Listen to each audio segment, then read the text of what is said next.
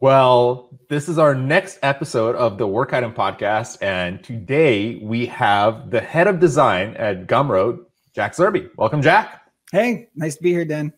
So, Jack, tell us more about what you do, because I've been following you on Twitter for some time. So I've seen your work on Design Deck. I know that you've been on, working on Vimeo. You've been at Pentagram. Tell us more about what's your occupation like. So yeah, if you ask my wife or ask my parents, they have no idea what I do, right? I'm sitting here in the office all day pushing pixels around. I think I could probably sum it up by saying currently head of design at Gumroad. Now that's quarter-time role. Sahil doesn't have any full-time employees. We all work between 10 and 30 hours a week, depending. And that's true with the head of product, Daniel, as well. So that's what I do, about 10 to 12 hours a week.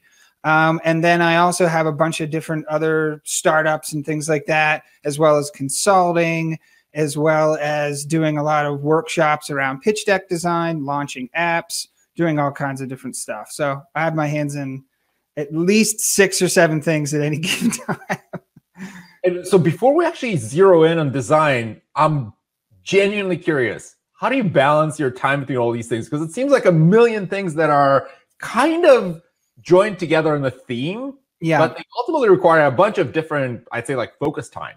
Yes, I've tried a bunch of different things. What I'm currently on and have been kind of going after the last, I'd say last year, 2 years, is time blocks. Like actually, just as I jumped on here, I was in a time block from 8:30 to 12 of just writing content for my new workshop on deck design, right? So that's like a big part of my morning. Once we're done here, I'll go to my Gumroad block. And I usually have about 3 or 4 big blocks of time from morning to a break in the lunchtime, then a mid-afternoon one, and then an evening block. And I do that, 5 days a week. Do people not schedule over them anyway? No, I mean, I've taken like the Jason Fried Basecamp approach where I have like really no meetings. Like this was like my first real meeting in like this whole week. So I make sure that I have very solid focus time, like distraction free. So I'm very, very intentional about that. You're essentially living on the maker schedule. Yes. Not the manager schedule. Exactly. Yeah. And I've done both. I mean, I can speak to both of those. This situation, say last like 3 years or 2 years, has just been so much calmer, and I've been able to get so much more done. So that's how I kind of would wrap that up. Yeah. Meetings are probably one of the biggest distractors that just, especially when they're sprinkled in between all the other things you need to do in a day. Yeah. But I'm curious now about your career. Let's talk about design, because that's when, we talk about Jack, we think design. Yeah. Why design? What bootstrapped your career in this field? Well, there was always 2 loves in my life, right? Well, 3 loves: my wife, design, music, right? So for me, early on, since I was like 14, 13, it was always like I wanted to be a rock star and I wanted to be a designer at the same time. And I always tried, because it was still for me about like creation and about building things, like taking an idea and making it come alive. So whether that's taking an idea and making a website or taking an idea and writing a song, for me, it was all about like creating things. And I love to play with robots and with clay and with all kinds of spray paint and airbrushing and all these kind of physical things that were just, for me, was satisfying my creative urge. So for me, getting into design, it was interesting. I had to make a choice at one point. I started making music when I was 14 in all kinds of bands, but that's when I got into Photoshop, like the original Photoshop. I don't even know I think it was literally just called Photoshop. It proves how old I am. And then Flash and all these things. And so for me, it was doing them both at the same time, but there came a point where I had to make a decision. Which road I was going to go down. And that was when I got to New York and was at Pentagram.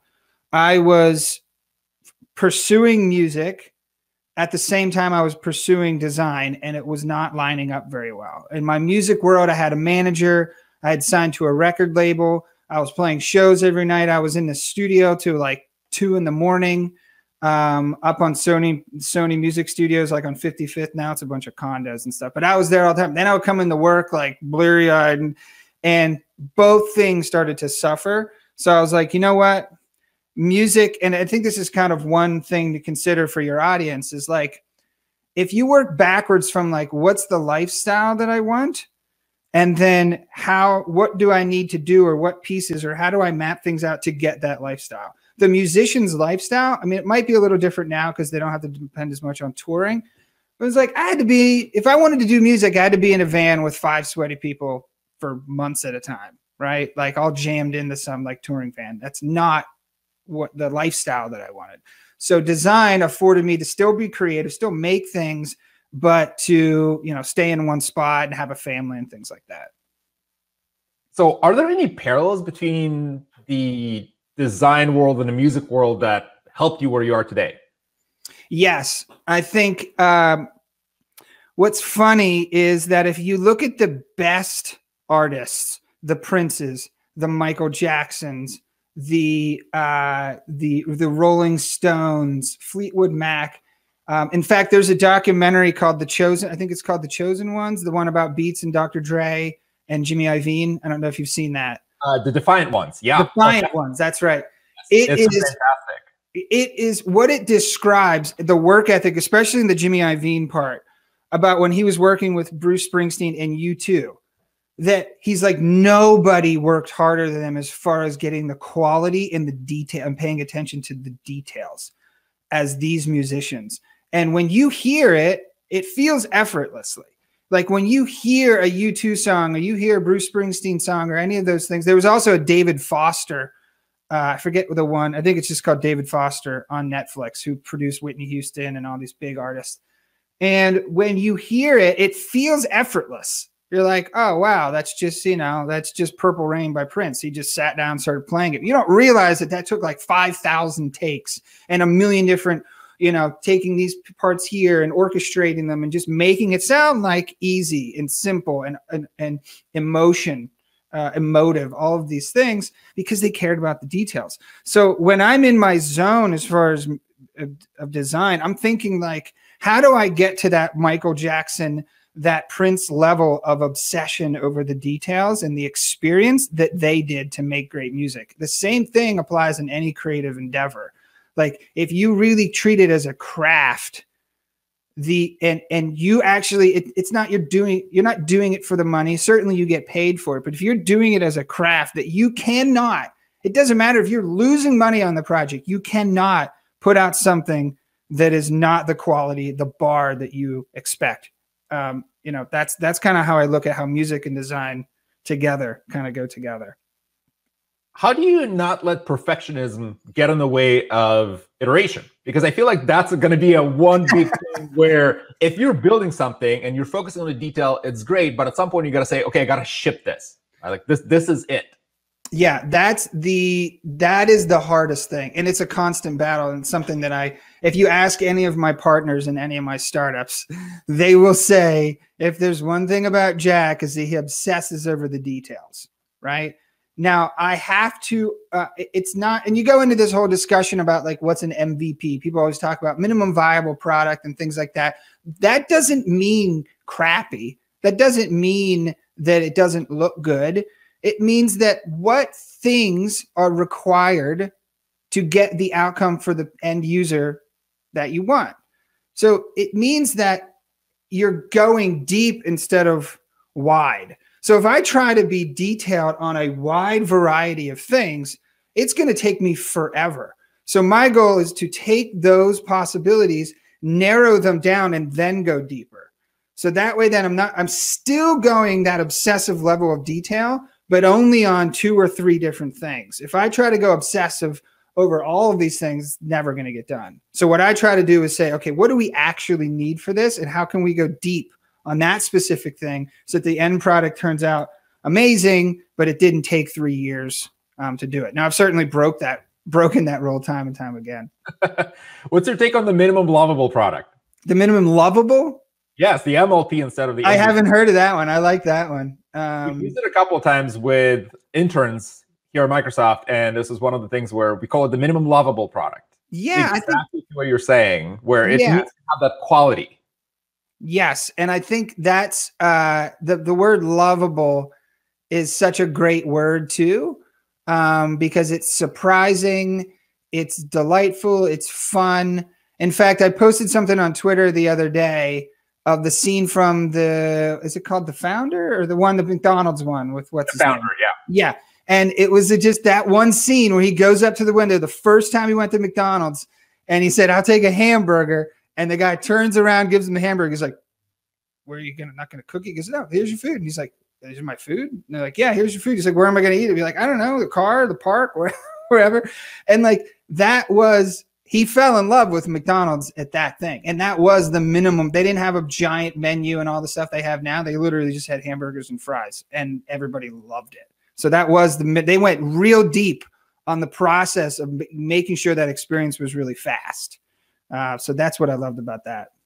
I think that people forget the fact that when we talk about the MVP for apps like Uber or anything like that, it's always about the experience. It's not necessarily just about the perfectionism of every single pixel on the screen, but just what's the experience like? Right. Yes, exactly. So design seems like a very tough career field to break into. And there's only like a handful of visionary, really good designers. And I consider you one of the visionary, really good designers, by the way. How did you break into the field? What was your experience like? Because it feels like, given the scarcity of good designers, it would be a very hard field to get into. Yeah, fortunately for me, because this was around when I got into like the design world, like the official one, because I had internships when I was in college, let's say like, 2001, 2002. But whenever I entered the real industry, it really wasn't that competitive, luckily, because there wasn't really, there was a definitely very competitive in graphic design world. And I can speak to that, as far as my experience in Pentagram, but in digital design world, it was still wide open. There were a few key players, mainly like in the Flash world, right? There were celebrities in that world, but overall, it wasn't really that competitive. So when you say that, I realized, like, man, if I had to get into design now, it's definitely way more competitive, because I don't think design really had a seat at, they say it's kind of sounds cliche, but seat at the table, but like it really wasn't valued at that point, in 2003, 2004, that sort of thing. So for designers that are aiming to get into the field right now, what do you think are the important things to focus on? Because again, if you read any blog posts, videos, they'll tell you about, you need a portfolio. You need to make sure that you know how to use Figma or Illustrator or Photoshop. Yeah. What's your take on what should designers actually do to stand out and be able to get that, say, like entry-level even design job? Yeah, I'll tell you a story, a funny story about how I got into Pentagram. I didn't even know about Pentagram. Only because all my roommates were graphic design majors, and I was the only like new media major, which was like, it was like the terrible child of the graphic design majors, and we weren't cool like the real design majors. So they'd always make fun of me and stuff. And so my friend Jay was like, "You should check out Pentagram." I was like, "Who's Pentagram?" She's like, "They're like the coolest." And so I started looking at their work. I'm like, "Oh wow, this is like legendary stuff. Like the designers here are just amazing. I'm just going to take a shot." So I started building my portfolio, and I remember I was like, "Man, I need to look professional. Like I need to look like I know what I'm doing." So I got a suit. It was like my dad's suit, I think. And I was at RIT in Rochester, and my friend Jess, who was a photography major, we went downtown, and she took pictures of me. I wish I had them. It was like me on a skyscraper, like looking out with like my tie, and I was trying to look like real serious. And I remember I brought it up. I brought my portfolio up in front of my professor, and she laughed out loud, but then stopped herself. She went, and then she realized that like that was not cool because I was serious. She thought I was joking. It was like Jack Zerby, designer, blah, blah, blah. And I had like a suit on and everything. And it looked ridiculous. And when I heard that, I was like, wait a second. Like, I don't really know my audience. Like, I don't really actually and this was the portfolio I was using to apply to Frog and apply to Pentagram and these other big fancy design firms. I'm like, I don't really know much about them. And so that was my first foray into really understanding your designing for your audience. I was designing for the banking finance audience because I thought like, oh, New York, you know, if I'm going to apply these cool New York City startups, well, then I got to look like, you know, New York City people, which is wearing suits. Turns out that is not true. So I did some research on Pentagram and realized, I'm like, wow, they do a lot of deep research into who they're designing this for. There's so much up front. And before I was that designer who would just like make things that looked cool. So when I did some research on Pentagram, I'm like, well, what would resonate with Pentagram as far as like their digital, because they were just getting into digital. So I forget what the tagline was, but it was like a picture of my parents, like real old. I made them look like real old. And it said something like design that your parents can understand or something like that. And I don't even remember what the headline was, but I knew that because I did the research on Lisa Strausfeld, who was the partner at Pentagram, and I was going to be sending my portfolio to her, that she would resonate with that because I did my research on all the user. She's the one who basically invented Clippy. I'm not even sure if I'm allowed to say that because there was like a big lawsuit over like, oh wait, now I'm talking about Microsoft. But anyway. It's all good in good spirit of the podcast. She was, okay, so I would just say Lisa was somewhat involved with Clippy, right? So I knew that she had a lot of deep user experience. So she pulled up the portfolio at her desk, and there were like these big letters, like big bold, because I knew Pentagram liked to use like Pentagram, no drop shadows, just like straight up big bold typography. So I pulled all the stops. She had it pulled up at her computer, and Paula Scher, like, you know, the Paula Scher, came by her desk and just looked at it and went, hire him. And Lisa's like, really? She's like, yeah, hire him. He knows what he's doing. I was like, and Lisa's like, all right. So they brought me in to the interview. They said, you know, hey, and Sarah, who was the project manager, was English. So she called me up on the phone, and I was still a college student. And she was English, and she's like, hello, Jack. And I was like, oh, hello. She's like, this is Sarah from Pentagram. And I was like, oh my gosh, I'm so nervous. I just pictured her in like this big New York City high-rise thing. She's like, we'd like you to come in, blah, blah, blah. I thought I was coming in as a freelancer. So I was way less nervous coming in there. And when I got in there, only did I realize, oh, wow, this is for a full-time role. And then I got real nervous and sweaty and started drinking all their lemonade. And they laugh about it to this day because I spilled it all over the table and everything. But all that being said, and then eventually I got hired at Pentagram. But all that being said is I knew who I was presenting to. And doing the research is what got me the job. I did not just send out, I mean, I did and made the mistake of sending out a whole bunch of copy paste emails. But the moment that I designed it specifically for my end viewer was when I got the result that I wanted to. How did you mitigate the fact that you were so over your head or in over your head like you described? Like when I was in the interview? Yes. Well, what's funny is when I first walked into the interview, it was just Lisa and GA, who was the senior designer there. And I was like real confident. And I asked Lisa later, she's like, yeah, you were like real confident in the beginning because I thought they were just hiring me as a freelancer. So like, with a freelancer, it's like, yeah, okay, what are you looking for? What's the, you know, what are the specs? Yeah, I can do that. This is my hourly rate and stuff like that.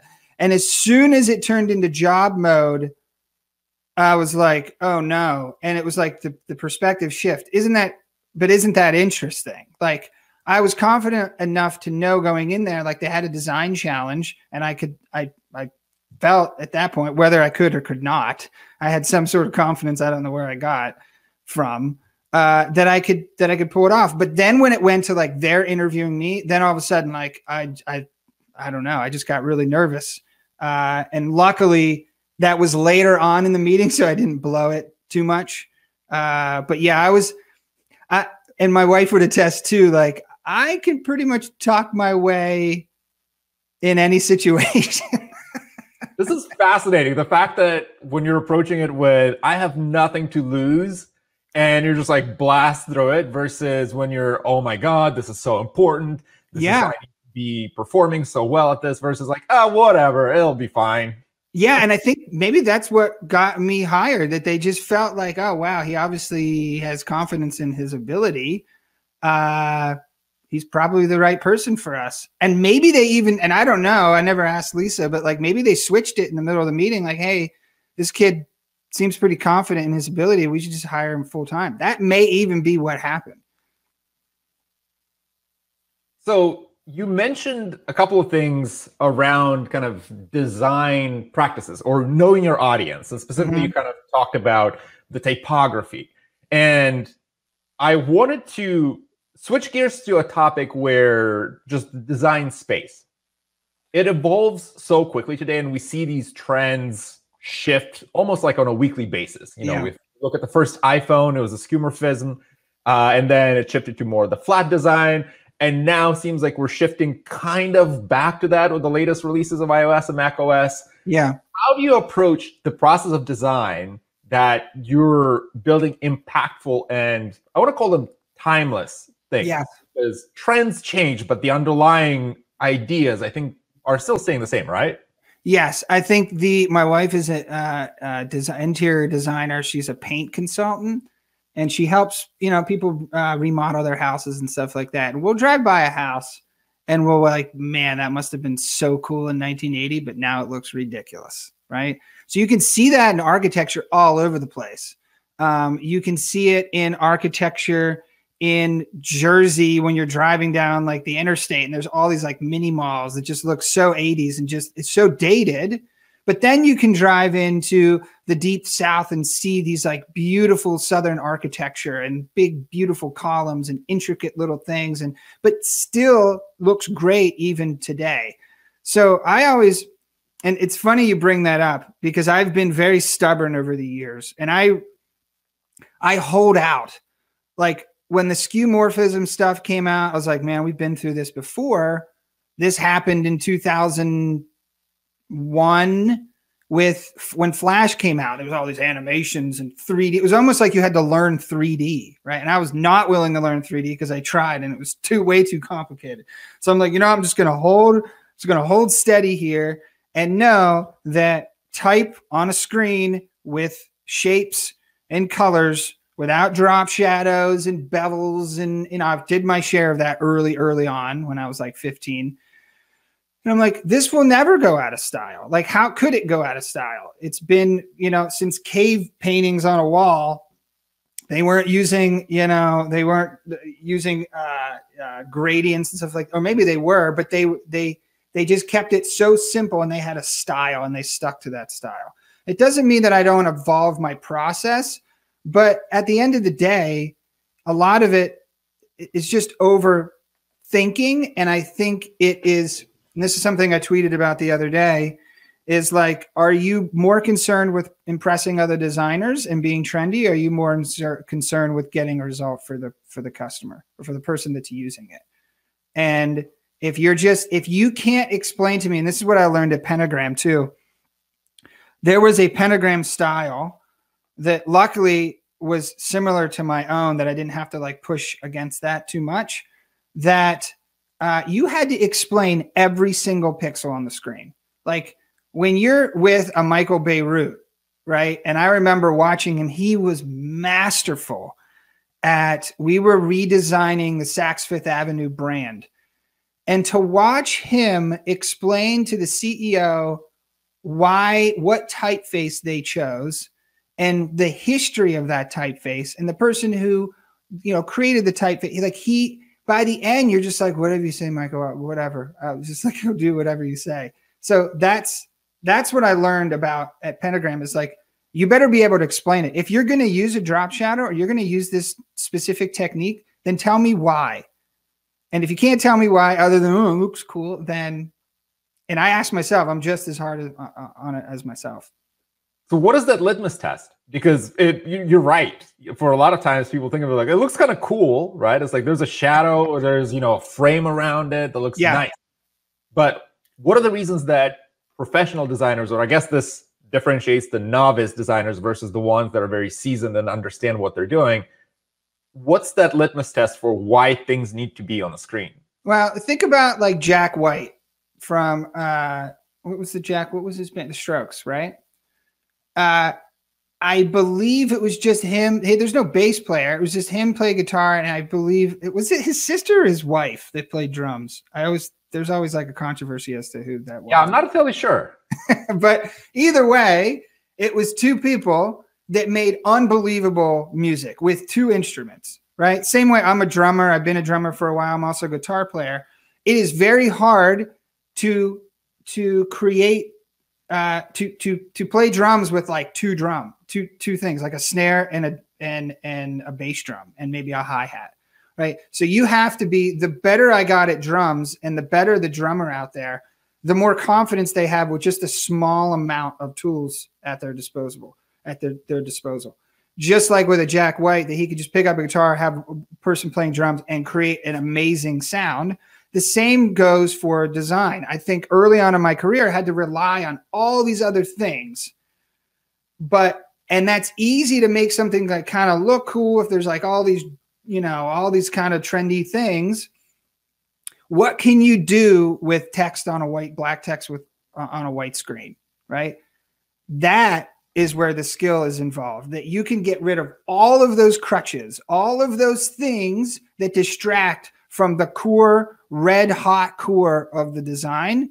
And if you can get those things right, like if you can do more with less things, that's why Apple did so well. Like that's really Johnny Ive at his core was all about deducing down to it's what is the thing, right? Going from a remote control with 700 buttons to an iPhone with one button, and now there's no button, right? So as you deduce things, as you grow as a designer, you'll learn to do more with less and less and less and less until you get down to like, hey, I could create a whole interface. I'm doing now a text-based training software. So I have no UI. All I have is text. So now I can't rely on any fancy design trends. I literally have to focus on how does a phone UI work, right? So that's where I would say about growing as a designer is the better you get, the less crutches you'll need.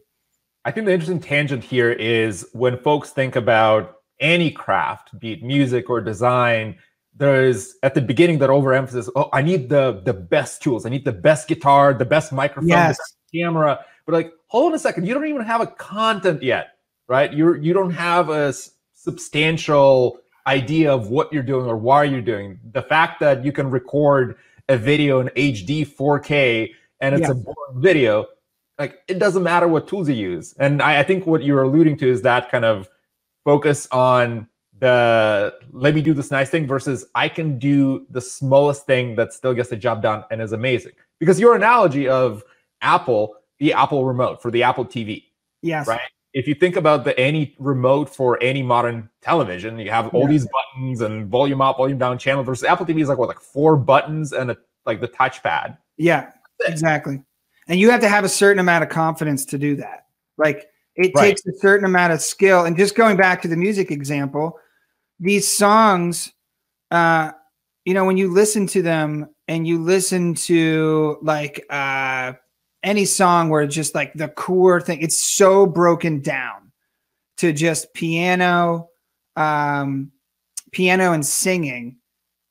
And then the other thing that's interesting too is when you start to learn music theory and you realize like, wow, they're only relying on 3 chords, right? And in fact, in songwriting circles, they say, what does it take to create a hit song?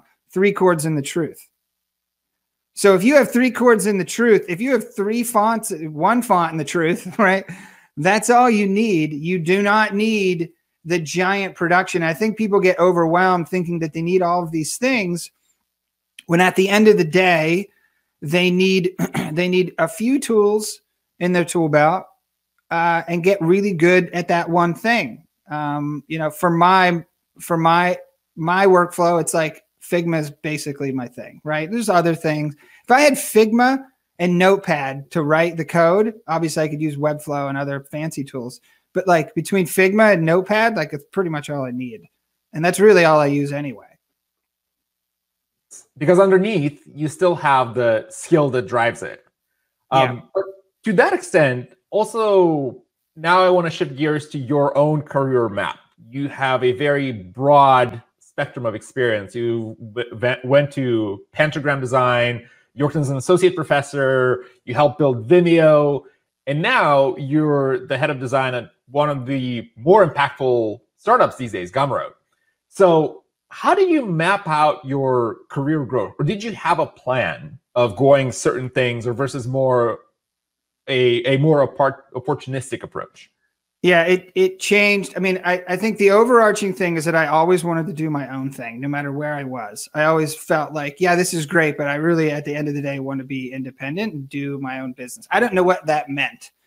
And I explored that in a bunch of different ways. But early on in my career, I knew one thing. And this is not as true because there's hustle culture now and stuff like that. And like, obviously when I was younger, I'm like, I'm just going to outwork everybody. I'm just going to work as hard as I can. And I actually told my son the other day, I was saying like, well, there's one day of the year that everybody skips school. And he's like, what are you talking about? I was like, it's senior skip day. Everybody knows about senior skip day. He had no idea. My wife's like, why are you telling him this? And I remember senior skip day, like all my friends were out, like, I don't know what they were doing, drinking somewhere. Who knows what they were, but I was back, such a nerd. I was back because it was when Flash was first released. One of the new versions, and the Simpsons website was out. And I was at my friend Joel's house, and they're like, hey, come on, Zerby, let's go out. And I'm like, no, dude, we got to stay. We got to stay and look at this. And we were just fascinated by it. Then we downloaded it. We're playing with it. And I'm like, nobody else is doing this. Everybody else is having fun, you know, goofing around. I'm going to be, and that was my mindset for a while. I did have that kind of Gary Vee mindset. And I think that's good to an extent early on in your career, where you can, you know, have those long periods of focus. So then for me, it was finding opportunities and your network. It's so cliche to say it's all who you know, but if you think about it, and I can trace through every single one, except for one, which was my initial step into Pentagram, I knew nobody there. So for me, the only way to get in there was to do research.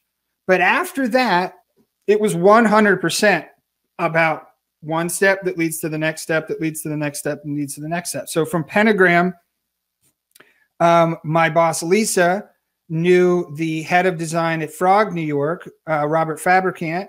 She gave him the intro. I went from Pentagram to RGA, the giant ad firm in New York, which was insanity. I was there till like 4 o'clock in the morning. But either way, the head of design, global creative design, was a former partner of Pentagram in the London office.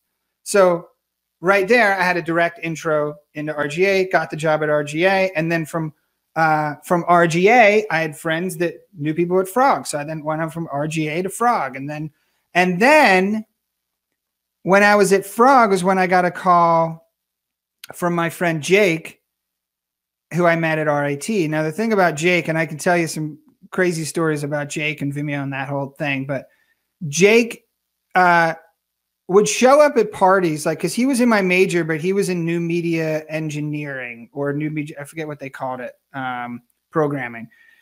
And he started to be friends with my sister, and then we started hanging out or whatever. And Jake was just the most unpredictable Howard Hughes type character, like just absolute genius. But he would always have like these fancy cameras and stuff like that. And finally we're like, where are you getting all this money? And that's where he had started College Humor with Ricky and Josh. And then when I left Pentagram, I made $26,000 a year. Or when I left to go to Pentagram, I made $26,000, and he sold Connected Ventures for $20 million. That's like, but then later when I was at Frog, Jay calls me up. He's like, hey, they first tried to get me to be design director at College Humor. And I was like, I don't know if I could tell my grandma that I worked there. And then later he's like, hey, we put some money behind Vimeo. Now I know Jake had a video site like way back at way back at RIT. And he's like, hey, my partner, Zach, is leaving. And we need someone to run design at Vimeo. And so there again, that was Jake that I had a connection to in college. And now I'm at Vimeo. And then I can do a million more connections after that. But it was connection to connection to connection to connection every single time. Tell me more about how you pitched Gary Vee, because that feels like an experience that not a lot of people get. And I'm so curious, what's it like to do an impromptu presentation? Because that was not scheduled as far as I know.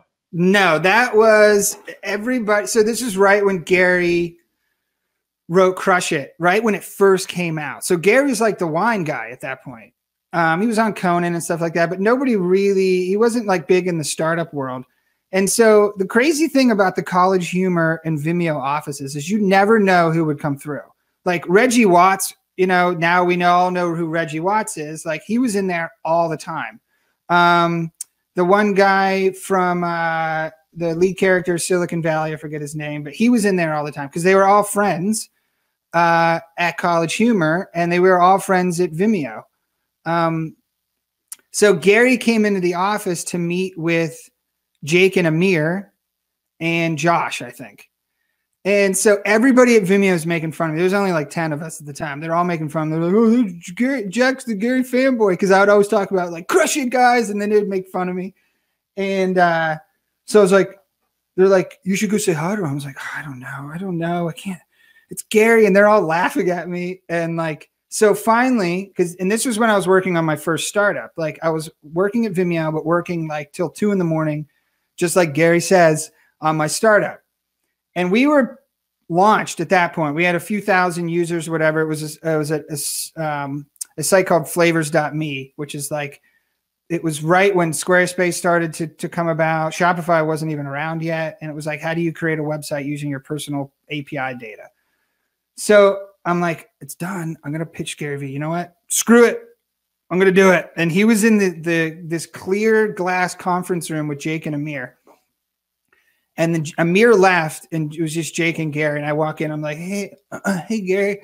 Like, you know, your voice cracks. And I was like, hey, Gary, can I show you something? He's like, yeah, man. I'm like, all right. So I sat down. I was like, well, this is Flavors. And I already had everything like set up. And I was like, this is Flavors. You can, in 2 clicks, you can create a website using your Twitter data, Flickr data, Facebook photos, Vimeo videos. And then you have a website in 5 minutes. Or I did it in like 60 seconds. He's like, holy crap. And he went off into like Gary tangent. He's like, oh man, we could sell this to GoDaddy. We could do this and this. And this is all I care about, because on my website, I really only care about my social data. So he was like getting really pumped. And Jake was in there. And Jake's like, are we millionaires now? Are we millionaires? I'm like, Jake, you didn't do anything. He's like, is Gary getting an investor? Is this like how it happens? I was like, oh yeah, I get. He's like, I went in. I was like, he goes, I never do this either. And this was before Vayner Media. This is before he even had Vayner Ventures or any of that. He was just an angel. In fact, I don't even know if he was an angel investor at that point. And he said, we want to invest. I'm like, okay. So he sent me emails, and my partner, Jonathan, really didn't know who Gary was at that point. And everybody, you know, like just thought it was like an act or whatever. Just like, he's a wine guy. What does Gary know? And Gary's like, hey, I don't want to invest money. I actually want to trade equity for marketing consulting through my new company, Vayner Media. I talked to it with my partners. I just couldn't convince them. And it made sense. We needed money at the time. We just needed cash. And I was like, sorry, Gary, I can't do it. And we said no. So that was, and there's there's other stories in my life of saying no and regretting it later. But one of them was a Facebook, right? Yes. How did that go? It's still painful. Still painful. It's like Oprah, right? I'm going to start crying on the couch. So when we launched, I met my partner, Jonathan, at Vimeo, who was the GM at Vimeo at the time. Jonathan leaves, and he starts this little site called Flavors. I don't even know what it was called at the time. He brought me in as a freelancer. We worked on it a little bit. Finally, he's like, I'm like, we could do this out of the company. So I quit my job at Vimeo. I had I was doing Vimeo full time. Then I would come home and do freelance till midnight. And then I would work on flavors till like 2 o'clock in the morning, every single night for like a year and a half. So I saved up a bunch of money from my freelance. So I had about like 40K in the bank. And I quit my job. And Jonathan's like, I promise by the month 6, we'll raise the money and you'll be fine. And so I remember I wrote the email to Vimeo and had my wife, Marissa, hit the button to quit my job. I was like, just so you know, if you send this, then I can blame you if it all goes south. She was laughing. And so we eventually ended up raising the money at the end of those 6 months. I mean, I was ready to get a job at McDonald's. We were like out of money. We were burning so much cash, and we had a baby and a new mortgage, an apartment, a 500 square foot apartment in Hoboken. So we work on flavors. Like I was just possessed with it. And I won't go into this story, but our first acquisition call was from MySpace, Mike Jones at MySpace. And that was a complete disaster. We were super excited, thinking we were going to go in and, you know, sell it for 50 million. Turns out that is not what they wanted. They super lowballed us and ended up basically ripping off the whole flavors design. I can talk about that now because all the New York startup people at the time were brought into MySpace, which was hilarious. But then we got an email, and I still have the email from Michael Brown, who was the head of biz dev at Facebook at the time. He literally said in the email, "We've been watching what you're doing. We really like it. Facebook and Mark and Kate Aronovitz, who's the design director, we really want to build out the design team at Facebook." And they were making a ton of acquisitions. And all the designers in New York would laugh because it's like, who's going to sell out first? Who's going to sell out next? Because all the designers were going to Facebook, even though we were all like, it's kind of Big Brother-ish, but hey, why not? So we were brought in. Mike said in the email, "We like what you're doing. If all goes well, we want to make you an acquisition offer." Like there was no doubt as to why we were going out there. So they fly you out there. And when you get there, the first thing you have to do is present to the group. And we presented flavors and our philosophy on design to the group. Now, in that meeting was Adam Mosseri, who's now the head of Instagram. He was just a designer at the time, a product manager or something. Adam Mosseri, Chris Cox was there, who was like Zuckerberg's number 2. There's a bunch of like big players, and you have to get up there and present to like the largest website in the world at that time. And you got to be on your game. Like you got to be, again, going back to like, you got to be able to explain your methodology. If you go in there and say like, we did this because it looks cool, versus we went in there, we understood because we tested this and we asked the audience this and we knew our market likes this and we know blah, blah, blah, blah, blah. So you had to explain everything in the group meeting. That's about 2 hours of intense questioning in front of a group. Then I thought it was over. No, then they put you in a conference, tiny cubicle conference room that's like the size of a closet, a big closet. And for 5 hours, you do back to back 30-minute interviews with like 10 designers, the design director, product managers, everybody. And what I learned, and this is something for your audience to understand about the job world and interviewing and careers. There's a book, How to Win Friends and Influence People. I've probably read it 6 times.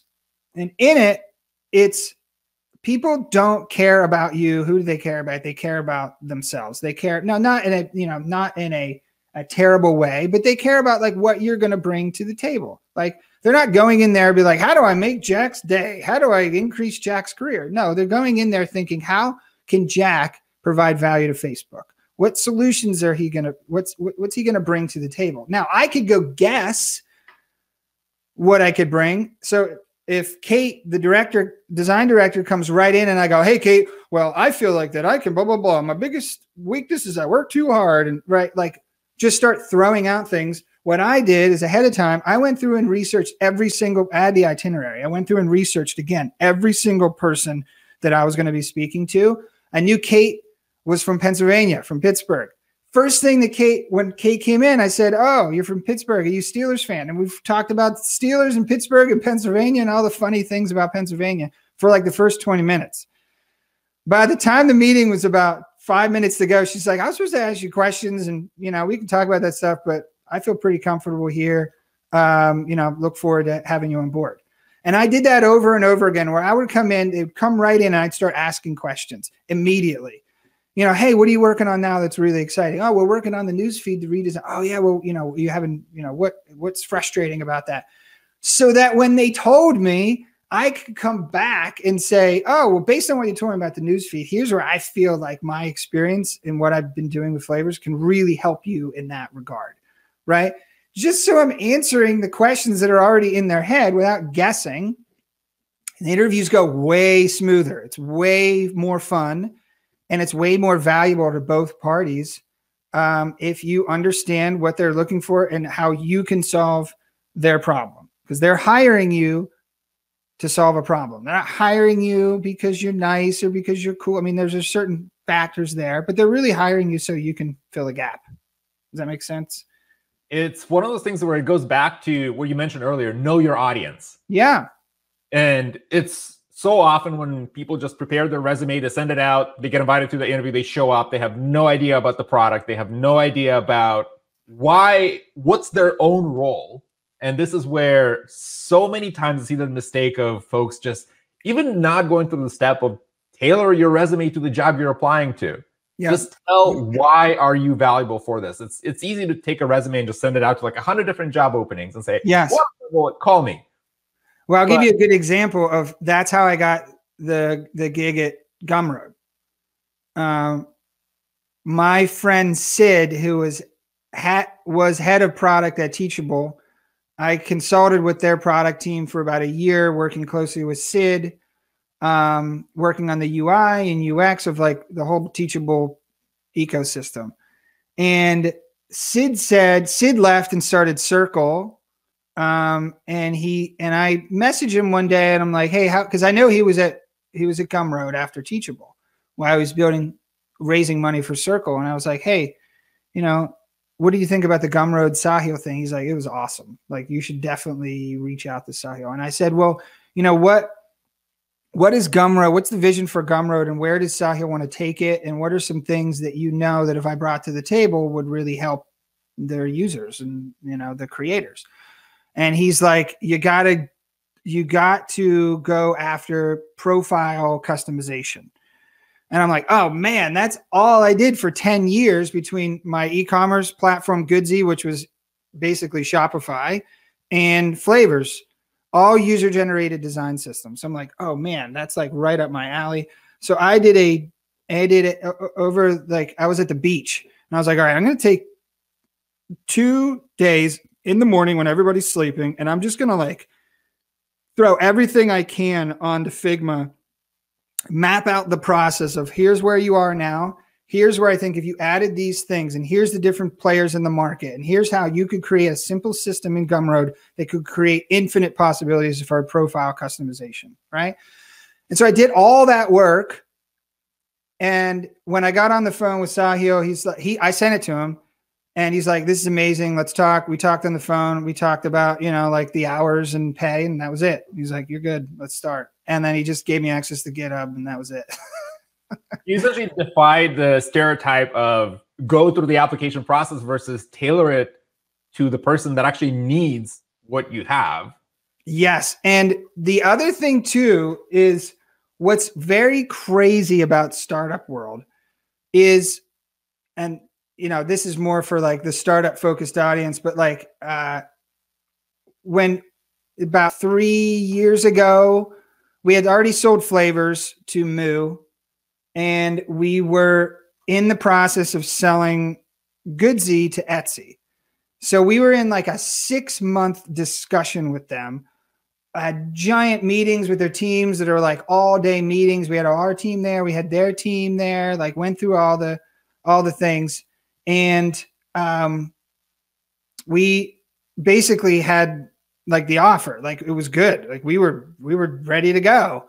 And then we saw on CNBC that they had lost like $100 million that quarter and fired Chad, their CEO. And then the whole deal, I think like 3 or 4 deals that Etsy was doing at the time, all done, like gone. So it was like a nuclear bomb dropped on my finances and family and all that kind of stuff. So it was just a crazy time. Like it is not, the startup world has very high highs and very low lows. And this was like, I don't have money for groceries type low. So I went from in acquisition mode, you know, I met with Randy Hunt, who was leading design. We had an amazing lunch and just, he's an amazing guy and ready to like give us stock and a signing bonus and all this stuff. So now I'm like, well, crap, the deal's off. So I guess maybe I could just apply for a job at Etsy. And it was definitely like a humbling moment where I'm like, man, I have to like go back to interview mode. Like this sucks. I haven't been in this for like a decade. So I go in there, all day interviews at Etsy.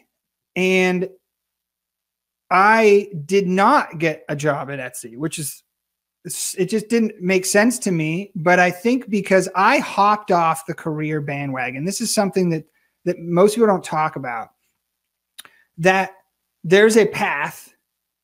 I was on, when I went to Pentagram, right before I quit Pentagram, Lisa had offered me an associate partner position. So I would have been able to put, you know, partner at Pentagram. Me, dumb, was like, no, I'm done with it. I want to go to advertising. It's going to be super cool, right? So I didn't get on that path, right? Still on the career path, still on the job path.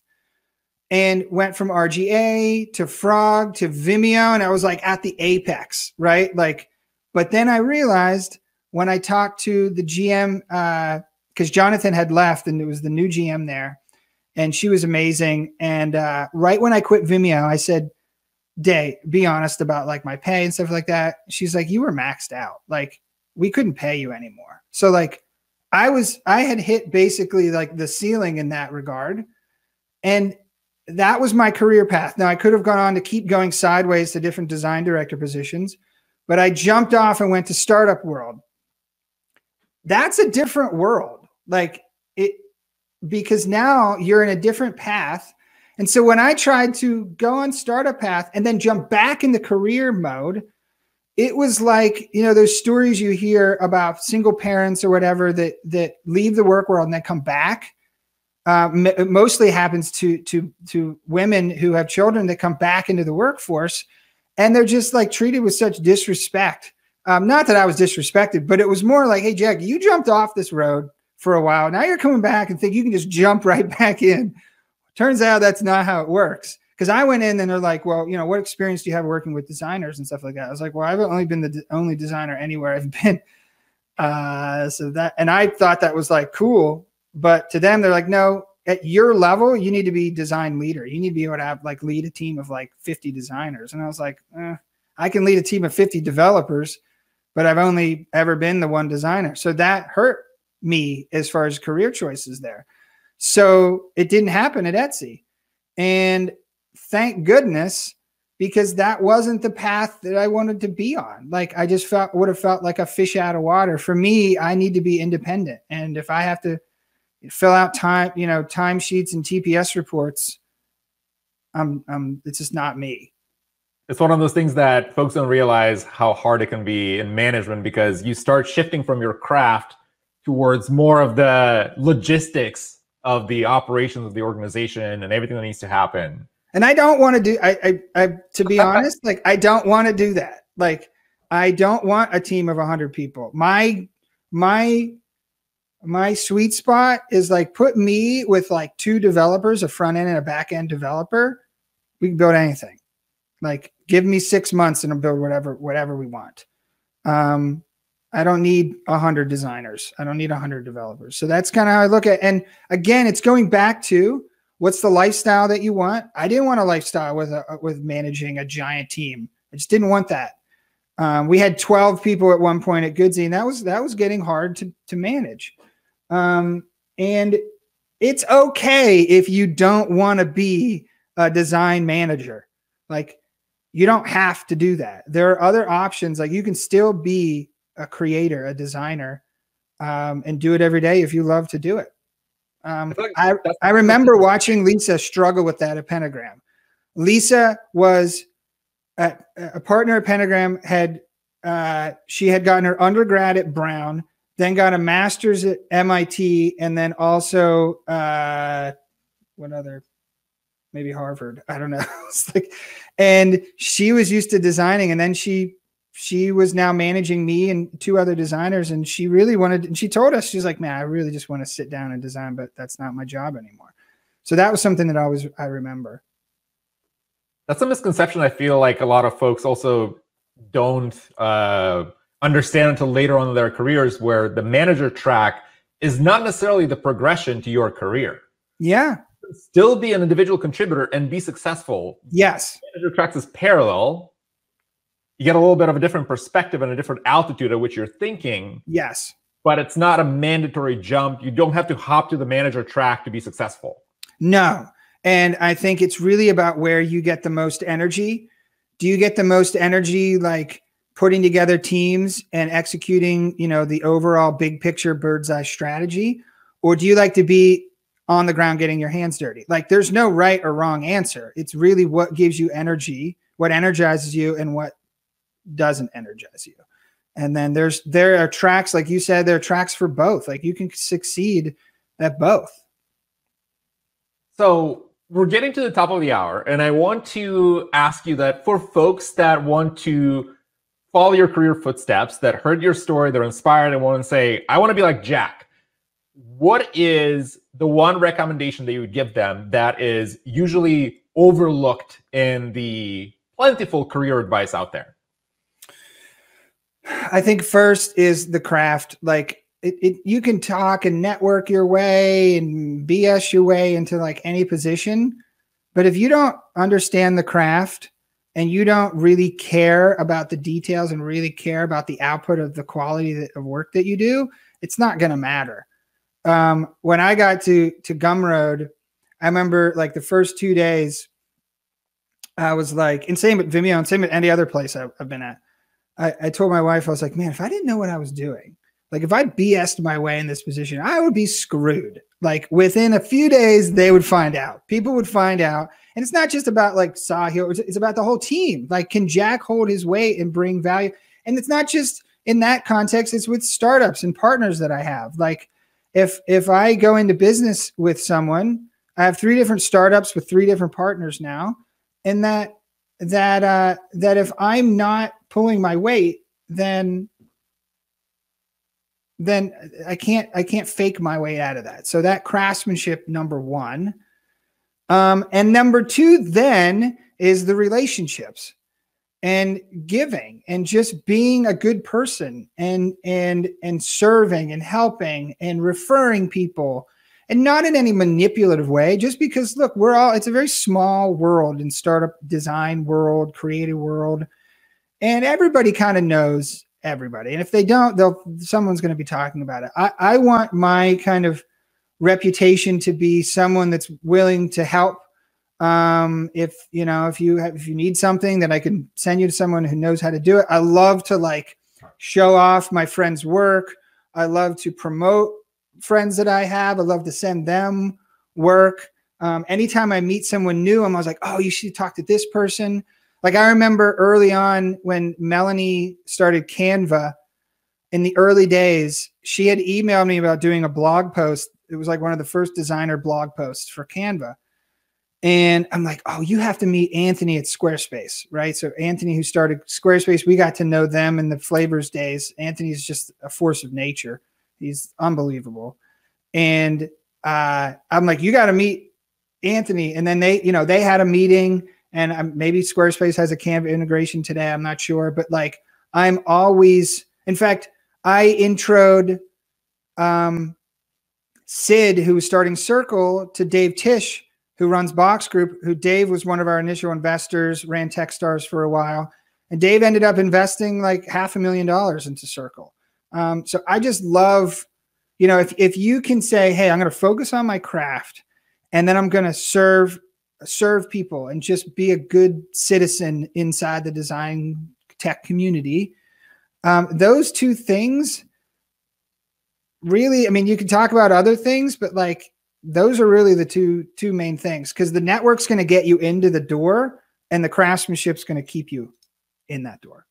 I like that, the 2-prong system where you can't you can't just choose one. And again, we're talking about misconceptions in career, and one of those things where people think about, I just need to broaden my network, talk to everyone, add everyone on LinkedIn, just reply to every tweet. Right. If you don't have that underlying foundation, it's kind of pointless. Right. Because then they go, let me see your work. And you're like, oh no. Right.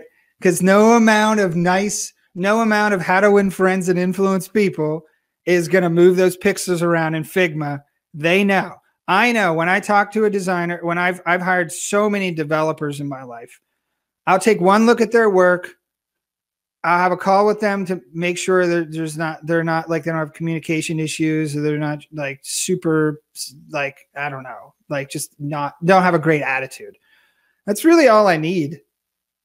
Because I can tell right away, like, do you care about the details? I'll zoom in. Yeah, they do. No, they don't. It's a great approach to thinking about it, that you have to do both. They're not exclusive. So, Jack, two-part question to wrap up the episode. One, you have a Design for Decks workshop coming up. And I'm a big fan of that, because recently I saw one of the presentations that you did on that topic, and it just changed how I think about putting presentations and getting decks out. And second one is, where can people learn more about what you're doing online?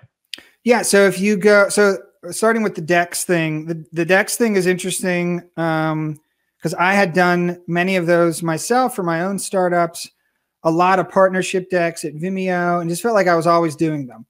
And I just got good at doing them. So Dave Tish and Box Group I started doing their decks. They were raising a next round. I think they were raising like two different $80 million funds. So like $160 million fund. They had this really bad looking deck. Dave's like, please save us. This looks terrible. So help them with their deck. And then he started sending me portfolio companies, and really cool ones from like, like medical startups and like Beyond Meat competitors, where they're like creating meat from like cells and stuff, like all kind of really cool projects. Started doing those. And then I was like, oh, I can turn this into a business. And it was called Done For You Decks. And I did a webinar where I did this training. And at the end, I'm like, hey, if you want me to design your deck, let me know. And I did like 20 sales calls in a week, and I said yes to all of them. I'm like, what am I doing? I would come out and be like, close another one. And Marissa's like, how are you going to do that? I'm like, I have no idea. This is going to be terrible. And so I ended up doing all of them. It was insane. I spent like hours and hours. I'm like, okay, I can't do that anymore. I need to really focus on, either I'm going to treat this as a boutique and have some designers, which I'm still thinking about how I can build a team around that, because I'm obsessive about the quality. But until then, I'm going to be focusing on training and taking the experience I have building this and saying, how do you merge? And the new workshop's going to be a lot about content and design and the merging of those two. Because everybody either talks about, I haven't really seen any pitch deck design courses, but most of them are on writing decks. This one's going to be like, how do you merge the two, content and design? It's going to be about 2 hours of like intense information, and will help you take that deck that you're kind of embarrassed about. That if you go, and I've been at all these meetings in front of these VCs, and sometimes I've been embarrassed, and sometimes it doesn't work. My favorite story was at Kleiner Perkins. We were pitching to them, and Bing Gordon was in the room, and he's like the co-founder of EA. Like he was like a legend. And the whole time he's like, "That's white text on blue. I can't read it. That's white text on blue. I can't read it." I'm like, "Oh my gosh, this is a disaster. This is a total disaster." And I'm like, "Okay, design for decks actually does matter." So from that day on, I took it really seriously. And so taking your deck that you're kind of embarrassed, looks amateurish, to using a few simple design content strategies, and being able to come out with something that's really clean, legible, clear, concise, and impressive, and that makes your product shine and doesn't get in the way. It tells the story in a really impactful way. So that, if you go to designfordecks.com, tickets are cheap. It's like $97. That's kind of the intro pricing. we're gonna charge a little bit and just like over deliver, like insane delivery on that one. That's the goal. And then the second one, how to learn more about me, you go to jackzerby.com. I also post some stuff on Twitter and LinkedIn. And then I'm on Spotify too. We were talking about music. Just search for me on Spotify. I'm going to be following you on Spotify like right after this podcast. For the pitch deck design workshop, I can't speak highly enough. It is a must have for designers, product managers, engineers. Even if you're not designing decks in your day-to-day, just seeing the content and how passionate you are about these little details that people don't pay attention to is a must see. Well, because if you're doing a talk like at a conference or a Zoom call or a sales presentation, it's all that. It's still just communication. So it can apply to a lot of things. And seeing a good share of bad decks also displays that everyone of course. I call them special, not bad. Special is what they're named. Special decks with, novels on them and a bunch of text that covers the screen and not enough time to read it. So saying all the things.